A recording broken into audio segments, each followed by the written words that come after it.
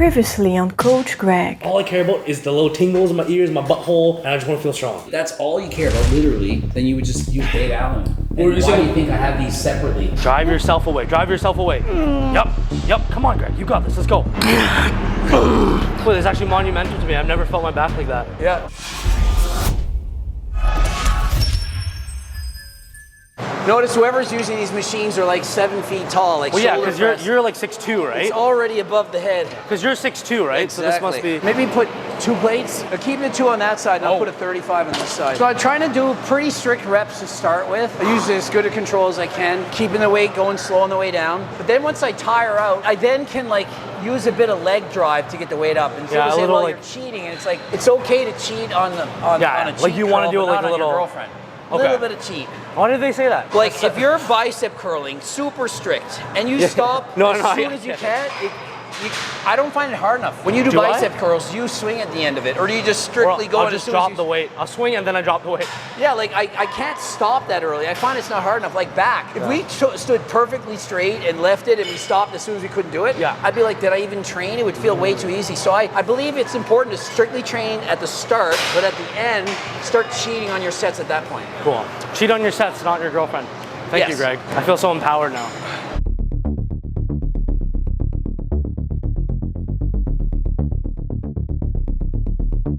One set of this or how many? I'm not sure. We'll see. I'm not sure. Me asking that was honestly just kind of a pussy move. You gotta go hard on every set. Come on, keep that core tight, let's go. Easy, man, you got it. Come on. You have one more. Yep.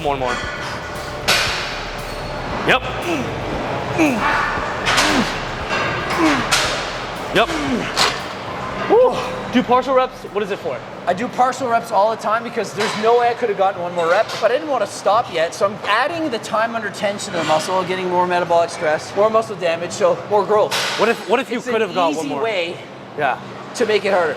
Technically, if I could have done one more rep, and I did partials, all it means is I'm going to do more partials. Cool. Like if you start doing partials too early, all it means is you're going to get like 10 partials. If you really drive it, like you could have done 4 reps, you might not even be able to get a full partial. You didn't even have to think about that much. It was just instinct to go into it. I think after you've been training for long enough, you train by instinct. It's too heavy. Is this good? I'll see. I'll see. So the advice is if you're not sure, err on the side of caution. You can always go up in weight, but you don't want to go down in weight. It's good. So if you notice, he's going a little bit higher on his descent. My recommendation is the bar should go just below the ears. If you're breaking that distance, it's not bad. Some people are gonna say, get all the way down, full range of motion. That's okay for some people. I have a sore shoulder, and accidents, injuries. Be careful. Do the range of motion that's comfortable for you. You can see he's going below the ears, no problem. If it hurts and you can't get that far, that's okay. Do the best that you can do. And if it's a painful exercise, if you're experiencing shoulder difficulties, always use lighter weights, higher reps, and slow down the exercise, because you could use 1 plate on each side rather than 2. If you go twice as slow, it's going to feel that much harder. Way less damage to the joints, much safer to keep a light weight than to just ego lift and throw up as much weight as humanly possible. I was just like listening to Greg's monologue while I was going, I was like, this is like when I'm watching a Greg video in the gym. It's like I'm getting my own Greg video in person. Yeah. All right, 3 plates. 3? Okay. What would you say to somebody who can't feel their back as much? Because for me, like, been training for so long, back is the one thing I still don't have a perfect mind-muscle connection on. And it makes sense because you can't see it as you're training. It's like, I can't see my back. So the main advice I would give is to lighten the weight. That's the first thing. Because if you have a heavy weight, you're just throwing the weight around. If you have a really light weight, you're going to feel it much more. And to go through the full range of motion completely, like really stretch at the top, feel the fiber, hold it, relax, wait till that burn feels, and then pull it in and pause and squeeze and feel everything. Also, if you have a partner, have them feel your back when you're trying to work. As soon as you touch somewhere, your brain is drawn to that feeling. If I touch your tricep, you're like, oh, tricep. Oh, whoa, nobody touched me like that. You want to have a lighter weight. You can have somebody touch the spot you're trying to work and like really take your time and think about the exercise. Slow it down. If you use too heavy a weight, slamming it, you're not going to feel anything. Yeah, I'm always like, right. Just, they're big girls, man. Big, heavy. You're asking, do I do single arm or 2 arms at the same time? I almost always do 2 arms at the same time. I don't like doing like a 1 arm row and then the other side, Okay. 1 leg extension the other side. It takes twice as long. And it's that much more mentally fatiguing. I have to like suffer for a minute doing the left arm and then suffer for another minute doing the other arm versus just suffering from one arm and doing it both at the same time. So although it's not wrong to do it 1 arm at a time, I personally much prefer get it both done at the same time. Gotcha. For everything. Gotcha. Oh, big strong guy with a big strong back. Very, very nice. Let's go. Come on, squeeze. Yep. Come on. Let's go. Hold, hold, hold, hold, hold. Yep. Good.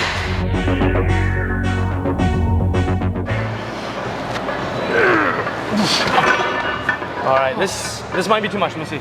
Well, just put the weight down. When in doubt, lower it out. I think you need lighter. Yeah, I can't feel it as much.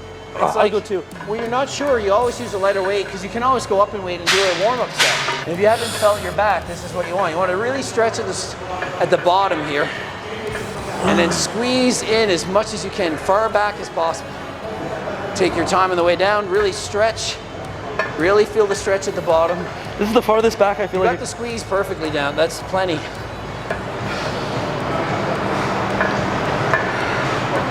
You can kind of tell when you've got a stretch by the mirror. You see your chest almost float into the pad. The pecs are just falling out of the bra strap here.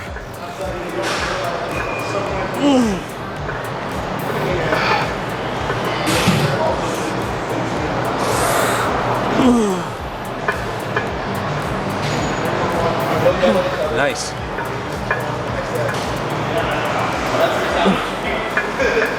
When I couldn't do it anymore, I then did partials. And then at the end, I literally was doing shrugs with my arms straight because I couldn't bend my arms anymore at that point.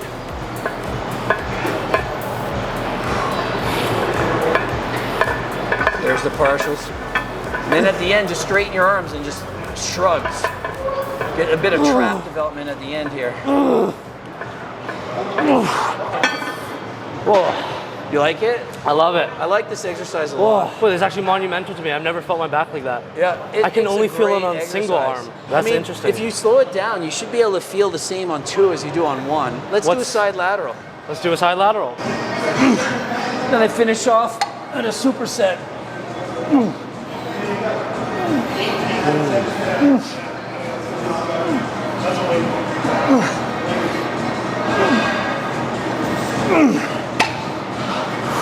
It's my favorite shoulder.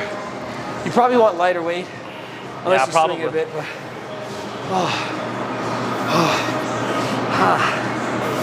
I like doing the bent lateral at the end. You get the side delt, the rear delt. I never focus on the front delt ever, so you'll never see me doing front raises.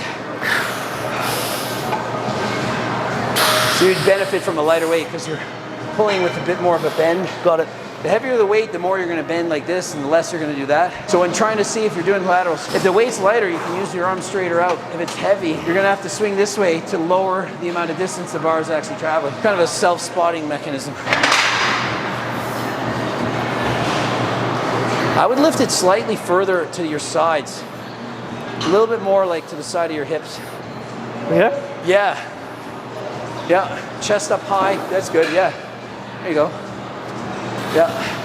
And then when you can't do it anymore, just swing it a little bit. Get a little bit of body English to get the weight up. Then bend over and finish it off.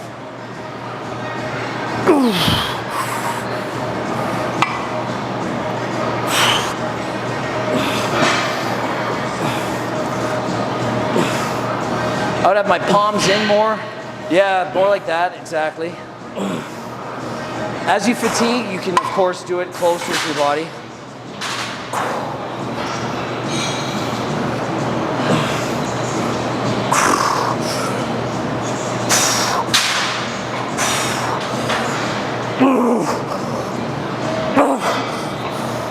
Exactly.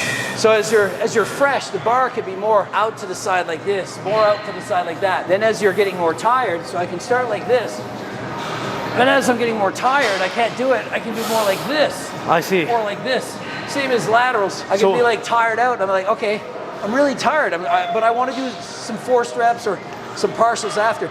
You're still building. This is still working. You don't have to do this the whole time. So when do you stop? Because I feel like once I don't have the mental strength to keep going, or my form is just shit. Gotcha. Like this exercise, I would say my form is probably the worst of any exercise to do at the end, because I'm trying to cheat the weight. I find my shoulders can handle so much more volume compared to like chest and back. Like I can do set after set after set, and I'm rarely ever sore in my delts. So I do more volume for it. But some other people, they're like, no, I can do 10 sets of legs and I'm not sore. So soreness is a good indicator for fatigue or what? So this is the general rule of thumb I use. If I'm not sore at all, but I'm making progress, keep doing what I'm doing. Yeah. If I'm sore, then I need to go a little bit easier. So if I'm not sore, I can go a little bit harder. But you don't know where that is. So try not to get sore so long as you're making gains. But if you're not making gains and you're not sore, train harder. And how hard? Harder than last Harder than last time. Then you train harder than last time and you're sore, back off a little bit. Like I was sore today in my pec, like I could feel it. That's not the day to add volume or intensity. It's not the day to train harder than last time, because if you're sore, train easier than last time. Come on, drive the elbows back, drive them back. Let's go. Come on, you can go farther back, let's go. Go ahead. Nice. Come on, you know you can do it. Come on, big breath. Nice, good squeeze, come on. Don't leave it in the tank, let's go. Come on, Greg, show the harder than last time, let's go. Good, that's it. One more? Let's go. Pull, pull, pull, pull, pull, partials. Come on. Squeeze, squeeze. You can keep the arms straight, let's go. Good squeeze.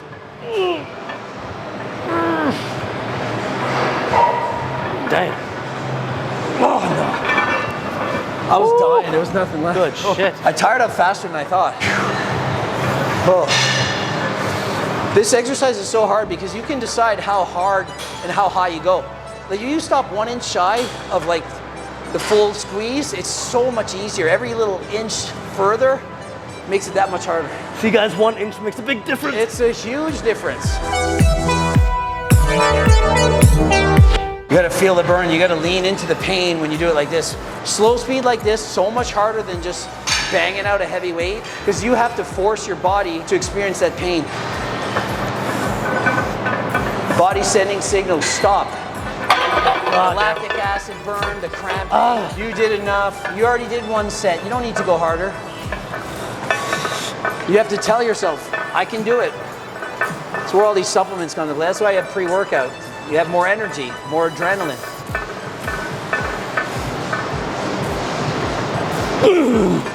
Up next, we're gonna do some squats, squat machine. I don't use your regular bar. I have hip problems and stuff. Not everyone does a squat, but like, do whatever you can. The general rule is whatever you're gonna do, it's gonna work. So if you don't like squatting, you don't like Smith machine, do leg press, you don't like leg press, do legs, do something. I don't train harder than last time on legs anymore because I'm always killing it on the bike. Yeah. Like sprinting on a bike is no different than doing a squat. Like you feel the same in your body, it's just like one leg at a time. Yeah. But it's hard, so your legs really get sore. So I come in and I try to do the best I can, but I'm not like killing it on legs. So maybe you don't want to watch how hard I train on legs, but I'm doing the best I can. My legs are always tired. So I do a warm-up set for this and then we'll go a bit heavier after that. You never count sets and reps, right? You just... No. I mean, in my head, I'm like enjoying the reps, but I try to do at least 10 reps for pretty much everything. And if I can't get 10, I generally will just drop the weight and do more because I'm trying to get a time under tension. Yeah. Like, I try to make the sets last closer to 40 seconds just because.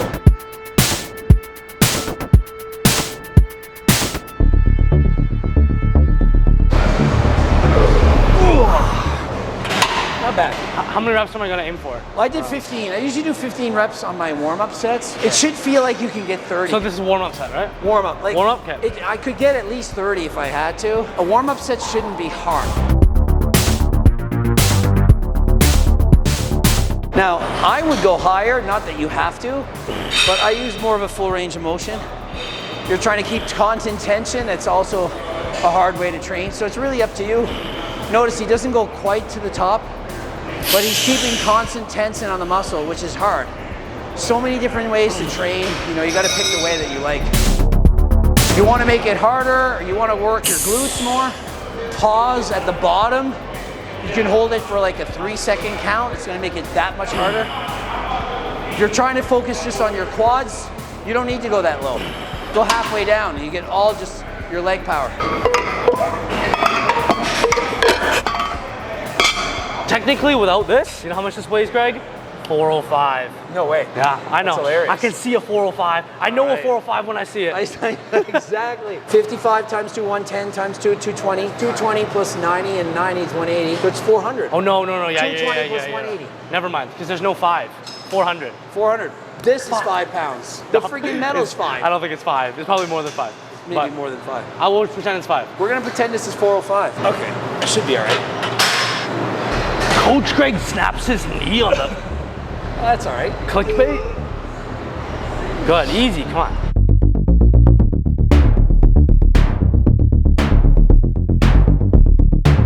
Dude, this weight's too easy for you. Let's go. Good, come on, big breaths. Through the nose, let's go.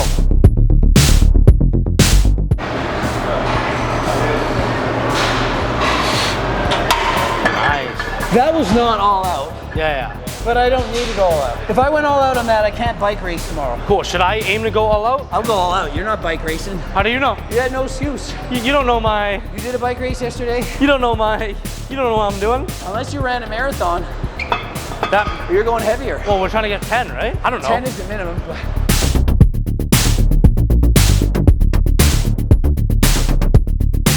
Remember, you don't have to go all the way down. If you're trying to not build the glutes, you don't need to. If your hips hurt, you don't need to. If you got bad knees, sore lower back, do the best that you can. And if he gets too tiring, he can do partial reps on this. A great exercise to do partials. There's no real danger. If he can't get the weight, he can just drop it on the peg. No problem whatsoever. Very safe exercise to do right here.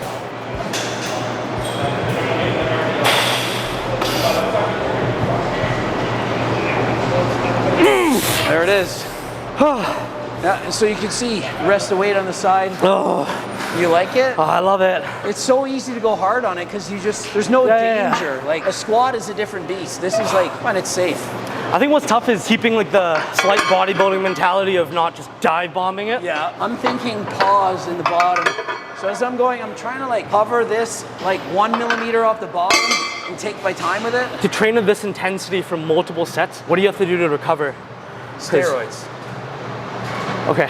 Literally, if Okay. we were trying to train as hard as we are today, for like 5 sets for each body part, that's just ridiculous. You couldn't each do body it. part, yeah. You would need drugs to train that hard. Like you can't. It wouldn't be proper. There's such a thing as overtraining. It's a real thing. You can't just train for 3 hours all out and expect to make gains. It's just not even gonna happen. Even with steroids, you're not gonna recover. There's a point of diminished returns. After that, you're doing junk volume, and after that, you're getting weaker. Okay. Like if you did 100 sets of squats every day, it's not better than 50, and 50 is not better than 20. Sometimes I'm bad at limiting myself. I do one of those sets to that extent, and I'm like, I want to do 2 more. I want to do 3 more. What barrier should I put up This to is limit? what you would say. Are you sore the next day? Okay, And yeah. if you're not, you are fine. Oh, fuck. You were fine. Sometimes If I'm you're not. Like, wow, if you don't notice that you did something the day before, then you're fine. But compare it to this. When you went for a 15-minute run the first day, Yeah. were you sore the next day? Yeah. Probably. And so you probably ran too hard. So you could build up the Slowly tolerance. slowly ease into it and get up to there. Cool.